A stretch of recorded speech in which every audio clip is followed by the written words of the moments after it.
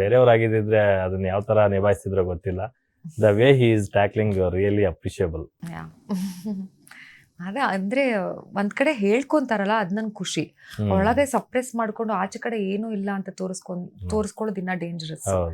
One thing sir ಹೇಳ್ಕೊಂತಾರೆ, ಮಾತಾಡ್ತಾರೆ. So ಅದೊಂದು ಖುಷಿ ಆಗುತ್ತೆ actually. What ever it is, at least mentally is okay ಅಂತ. ಲೈಫ್ ಗೋಸ್ ಆನ್ ಅಂತ ಅವ್ರಿಗೂ ಗೊತ್ತು. ಅಂಡ್ ರೆಸ್ಪಾನ್ಸಿಬಿಲಿಟಿ ಇದೆ, ಮಗ ಇದ್ದಾನೆ. So he is one very good friend ನನಗೆ. ಸಿಂಧು ಲೋಕನಾಥ್ ಅಷ್ಟೇ, ನಾನು ಅವಳು ಸೇಮ್ ಡಾನ್ಸ್ ಟೀಮ್ ಅಲ್ಲಿದ್ವಿ. ಸೊ ಅವಳು ನಾನು ಅಷ್ಟೇ ಕ್ಲೋಸ್ ಫ್ರೆಂಡ್ಸ್ ಇರ್ತೀವಿ. ಇಷ್ಟೇ ಮೂವರೇ ಜಾಸ್ತಿ ಕ್ಲೋಸ್ ಅಂದ್ರೆ ಇವ್ರು ಮೂರು, ಅದರ್ವೈಸ್ ಎಲ್ಲರೂ ಫ್ರೆಂಡ್ಸ್ ಅಷ್ಟೇ. ಸೂಪರ್. ಈಗ ಭಾವನಾ ರಾವ್ ಅವ್ರಿಗೆ ಮದುವೆ ಆಗಿಲ್ಲ, ಮೋಸ್ಟ್ ಎಲಿಜಿಬಲ್ ಬ್ಯಾಚುಲರ್ ಬೇರೆ. ಸೊ ಹಾಗಾಗಿ ಎಷ್ಟು ಜನ ಇಲ್ಲಿವರೆಗೂ ಸುಮ್ನೆ ಅಪ್ಲಿಕೇಶನ್ಸ್ ಹಾಕಿದ್ದಾರೆ, ಸೀರಿಯಸ್ ಆಗಿ ಪ್ರಪೋಸ್ ಮಾಡಿದ್ದಾರೆ ಅಂತ? ಮಧ್ಯ ಟಾಪಿಕ್ ಬಂದ್ರೆ ಬ್ಲಶ್ ಆಗ್ತಿದ್ದೀರಾ ಅಂದ್ರೆ ತುಂಬಾ ಬಂದಿದಾವೆ ಅಂತ ಆಯ್ತು. ಎಲ್ಲಾರ್ಗು ಬರ್ತಾ ಇರುತ್ತೆ, ಹಂಗೂ ನನ್ಗೆ ಬಂದಿದೆ ಅಷ್ಟೇ. ಬಟ್ ಚೆನ್ನಾಗಿರ್ತೇವೆ ಅದೆಲ್ಲ ಓದಕ್ಕೆ. ಆಕ್ಚುಲಿ ಏನೋ ಮದ್ವೆ ಆಗ್ತೀರಾ ಅಂತ ಕೇಳ್ತಾರೆ ಒಬ್ರು, ಲೈಕ್ ಸೋ ಸ್ವೀಟ್ ಅಂತ ಅನ್ಸುತ್ತೆ ನನಗೆ. ಐ ಲವ್ ಯು ಅದೆಲ್ಲ ಬರ್ತಾ ಇರುತ್ತೆ. ಯಾಕೆ ಇಲ್ಲಿವರೆಗೂ ಗ್ರೀನ್ ಸಿಗ್ನಲ್ ಕೊಟ್ಟಿಲ್ಲ? ಇನ್ನು ಎಲ್ಲೋನಲ್ಲೇ ಇದೀರಾ? ರೆಡಿ ಆಗ್ತಾ ಇದ್ದೀನಿ. ಎಲ್ಲೋನಲ್ಲಿ ಇದೀನಿ ಅಂದ್ರೆ green signal, next green, next probably green sari ಹಾಕೊಂಡ್ಬರ್ತೀನಿ ಅಷ್ಟೇ. ನಂಗೆ ಮದ್ವೆ ಬಗ್ಗೆ ಅದೊಂದು ಸ್ವಲ್ಪ ಇಲ್ಲಿ ಏನೋ ಹೇಳಕ್ ಬಂದ್ರಿ, ನೀವು ಅದನ್ನ ಕಟ್ ಡೌನ್ ಮಾಡ್ಕೊಂಡ್ರಿ. ಇಲ್ಲ ಹಂಗೇನಿಲ್ಲ ನನ್ಗೆ. C I am very happy in life, ಆಯ್ತಾ. ಅಂಡ್ ಆ ಮದ್ವೆ ಆಗ್ಲಿ ಆಗದೆ ಇರ್ಲಿ ಖುಷಿಯಾಗೇ ಇರ್ತೀನಿ. ಅನ್ನೋ ಮಾತು ಹೆಂಗ್ ಬರಕ್ ಸಾಧ್ಯ? ಯಾಕಂದ್ರೆ ಮದ್ವೆ ಆಗ್ಲೇಬೇಕಾ? ಒಂದ್ ಸಂಗಾತಿ ಒಂದ್ ಸಂಗಾತ ಅಂತಕ್ಕಂಥ ಸ್ಟಾರ್ಟ್ ಮಾಡ್ಬೇಕು ಅಂತ ಹೇಳ್ತಿದ್ದೀರಾ? ಬರ್ಬೇಕಲ್ಲ ನೆಕ್ಸ್ಟ್ ಜನರೇಷನ್. ಅದಕ್ಕೆ ಹೇಳ್ದೆ ನೆಕ್ಸ್ಟ್ ಟೈಮ್ ಗ್ರೀನ್ ಸಾರಿ ಹಾಕೊಂಡ್ಬರ್ತೀನಿ ಬಿಡಿ ಅಂತ. ಅಲ್ಲ, ಇಂಡಸ್ಟ್ರಿ ಅವರೇ ಪ್ರಪೋಸ್ ಮಾಡಿದ್ರ ಅಥವಾ ಹೊರಗಡೆ ಅವರ ಅಥವಾ ಫ್ಯಾನ್ಸ್ ಈ ತರ ನಾನು ಕೇಳ್ತಾ ಇರೋದು. ಮದ್ವೆ ಪ್ರಪೋಸಲ್ಸ್ ಮನೆಯಲ್ಲಿ ಅಪ್ಪ ಅಮ್ಮ ಹೇಳ್ಬೋದು. ನಾನೊಂದು ಹುಡುಗನ್ ನೋಡಿದೀನಿ, ನಮ್ಮ ಫ್ರೆಂಡ್ ಕಡೆಯವರು, ಒಂದ್ಸರಿ ನೋಡು ಈ ತರ ಎಲ್ಲ ಹೇಳಿರ್ತಾರಲ್ಲ, ಅದ್ರ ಬಗ್ಗೆ. ಪ್ರಪೋಸಲ್ಸ್ ಅರೇಂಜ್ ಮ್ಯಾರೇಜ್ಗೆಲ್ಲ ಅಪ್ಪ ಅಮ್ಮನ ಸೈಡ್ ಅಂತೂ ತುಂಬಾ ಬರ್ತಾ ಇದೆ. ಆದಾಗ ಆಗ್ಲಿ ಅಂತ ನಾನು ಸುಮ್ಮನೆ. ಆಯ್ತಲ್ಲ, ಅಂದ್ರೆ ಒಂದೊಳ್ಳೆ ಜರ್ನಿ ಮಾಡ್ಕೊಂಡ್ ಬಂದಿದ್ದೀರಾ. ಮನೆ ಕಟ್ಬೇಕು ಅನ್ಕೊಂಡಿದ್ರಿ, ಮನೆನೂ ಕಟ್ಟಿದ್ರಿ. ಮದ್ವೆ ಅನ್ನೋದು ಬರ್ದಿರ್ಬೇಕು ಫಸ್ಟ್ ಥಿಂಗ್ ಡೆಸ್ಟಿನಲ್ಲಿ. ಎಲ್ಲರೂ ಮದ್ವೆ ಆಗಿಲ್ಲ. ರೀಸೆಂಟ್ ಆಗಿ ನಿತ್ಯ ಮೆನಂದೆ ಅನ್ಸುತ್ತೆ ನೋಡ್ತಾ ಇದ್ದೆ. If I get married, great. If I don't get married also, it's fine. ಹೌದು. So yeah. ಮತ್ತೆ ನಿತ್ಯ ಮೆನನ್ ಅವರು ಇತ್ತೀಚೆಗೆ ಅಂದ್ರೆ ಅವ್ರ ಫಿಸಿಕಲ್ ಅಪಿಯರೆನ್ಸ್ ಅಲ್ಲಿ ತುಂಬಾ ಚೇಂಜಸ್ ಆಯ್ತು. But she is doing a very good movies.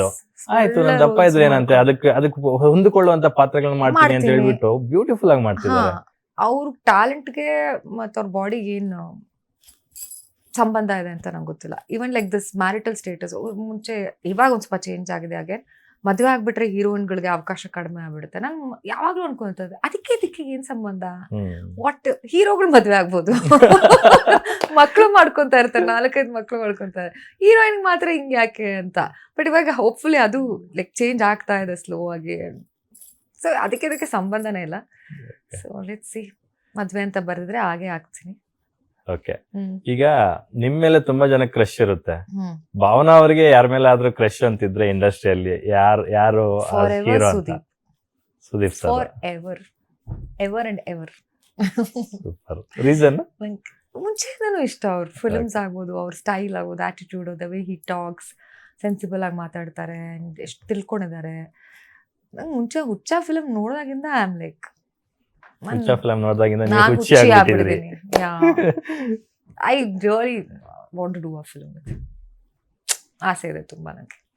ಸುಮ್ಮನೆ ಹಂಗೆ ಸೇಮ್ ನನಗೂ ಆಕ್ಟರ್ ಆಗಿ ಗ್ರೀಡಿನೆಸ್ ಇದೆ. ಸುಮ್ಮನೆ ಬಂದು ಹೋಗೋ ಪಾತ್ರ ಎಲ್ಲ ಮಾಡಿ ರಿಯಲ್ ಆಗಿ ಒಂದು ಮಾತಾಡಿದ್ರೆ ಯಾವಾಗ ಸುದೀಪ್ ಸರ್ ಜೊತೆ ಮಾತಾಡಿದಾಗ ಹೇಳಿದಾರೆ ಈ ಮಾತನ್ನ? ಇಲ್ಲ, ಐ ಮೀನ್ ಅಲ್ಲ ಕ್ರಶ್ ಬಗ್ಗೆ ಅಲ್ಲ, ನಿಮ್ ಜೊತೆ ಒಂದ್ ಒಳ್ಳೆ ಸಿನಿಮಾ ಮಾಡ್ಬೇಕು ಸರ್ ಅಂತ? ಇಲ್ಲ, ಹೇಳಿಲ್ಲ.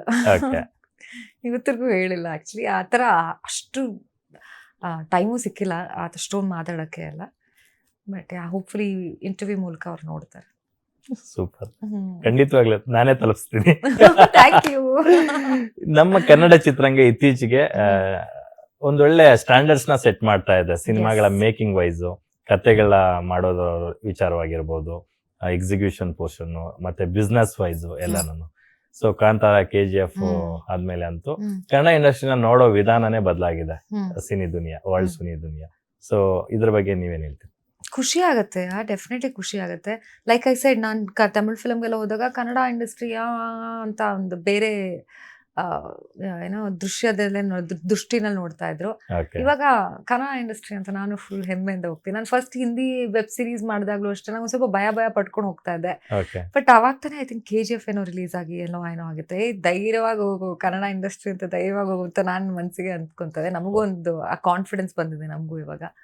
ಸೊ ಹೆಮ್ಮೆ ಆಗುತ್ತೆ, ಡೆಫಿನೆಟ್ ಆಗಿ ಖುಷಿ ಆಗುತ್ತೆ. ಆ್ಯಂಡ್ ಟೆಕ್ನಿಕಲಿ ಅಷ್ಟು ನಾವು ತುಂಬ ಮುಂದೆ ಬರ್ತಿದ್ದೀವಿ, ಯಾರಿಗೂ ಕಡಿಮೆ ಇಲ್ಲ. ಆ್ಯಂಡ್ ಇಂಡಿಯನ್ ಸಿನಿಮಾ ಬರಬೇಕು ಮುಂದೆ ಅಷ್ಟೇ. It should be Indian cinema.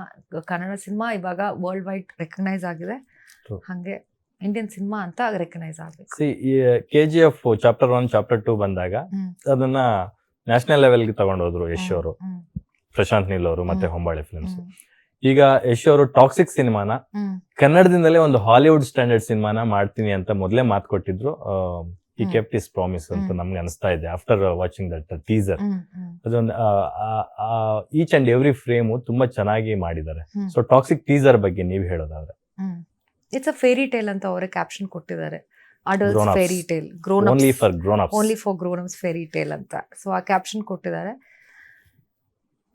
Hollywood ಅಲ್ಲಿ ಆ ತರ ಎಲ್ಲ ಫಿಲ್ಮ್ಸ್ ಬಂದಾಗ ನಾವೆಲ್ಲ ಏನು ಕ್ವಶನ್ ಮಾಡಲ್ಲ. ಹೌದು, ಈ ತರ ಒಂದು ಟೀಸರ್ಗೆ ಇಷ್ಟೊಂದು ಯಾಕೆ, ವೈ? ಅಂಡ್ ಇಟ್ ಇಸ್ ಇನ್ನ ಫಿಲ್ಮ್ ಟ್ರೇಲರು ಅಲ್ಲ, ಅದು ಟೀಸರ್. ಅದಕ್ಕೆ ಇಷ್ಟೊಂದು ಯಾಕೆ and Geetha Mohan Das is a very very good director ಅವರು. ಸೊ ಅಂಡ್ ಯಶ್ ಬಗ್ಗೆ ಹೇಳ್ಬೇಕಾ, ಅವ್ರು ಎಷ್ಟು ಇನ್ವಾಲ್ವ್ ಆಗ್ತಾರೆ ಇದ್ರಲ್ಲೆಲ್ಲ, ಅವ್ರಿಗೆ ಸೂಕ್ಷ್ಮತೆ ಗೊತ್ತಿರಲ್ವಾ ಅವ್ರಿಗೆ. ಸೊ ಐ ಥಿಂಕ್ ನೀವ್ ಹೇಳ್ದಂಗೆ ಕನ್ನಡ ಫಿಲ್ಮ್ನ ಹಾಲಿವುಡ್ ಲೆವೆಲ್ಗೆ ತಗೊಂಡು ಹೋಗ್ತಾ ಇದಾರೆ ಅವರು. We should be proud of it. Same day March 19th Dhurandhar sequel Dhurandhar 2 ಬರ್ತಿದೆ, ಟಾಕ್ಸಿಕ್ ಕೂಡ ಬರ್ತಾ ಇದೆ. ತುಂಬಾ ಜನ ಇಲ್ಲಿ ಒಂದಷ್ಟು ಕಂಪ್ಲೇಂಟ್ಗಳು ಕೊಡೋದು ಎಲ್ಲ ರೈಸ್ ಆಯ್ತು. ಟಾಕ್ಸಿಕ್ ಆ ಟೀಸರ್ ಅಲ್ಲಿ ಆ ಸೀನ್ ತೆಗಿಬೇಕು, ಇಲ್ಲ ಆ ಟೀಸರ್ ನೇ ಡಿಲೀಟ್ ಮಾಡ್ಬೇಕು, ಹಾಗೆ ಹೀಗೆ ಅಂತ. It's an art. We should accept it. Freedom. We have freedom. You should have that freedom. ಪ್ರತಿಯೊಂದು ಕಲೆಗೂ ಅದರದೇ ಆದಂತ ಒಂದು ಫ್ರೀಡಮ್ ಇದೆ.